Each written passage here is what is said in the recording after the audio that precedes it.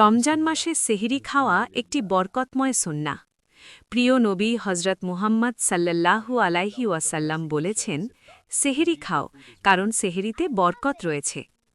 সেহরি খাওয়ার পর আমরা রোজার নিয়ত করি। রোজার নিয়ত অন্তরের ইচ্ছাই যথেষ্ট।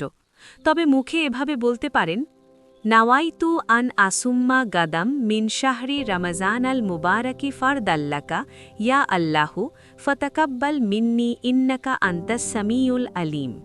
অর্থ, হে আল্লাহ, আমি আগামীকাল পবিত্র রমজানের তোমার পক্ষ থেকে নির্ধারিত ফরজ রোজা রাখার ইচ্ছা পোষণ বা নিয়ত করলাম। অতএব তুমি আমার পক্ষ থেকে তা কবুল করো। নিশ্চয়ই তুমি সর্বশ্রোতা ও সর্বজ্ঞানী। মনে রাখবেন, নিয়ত মানে হল দৃঢ় ইচ্ছা। যদি আপনার অন্তরে রোজা রাখার ইচ্ছা থাকে, তাহলেই নিয়ত হয়ে যায়।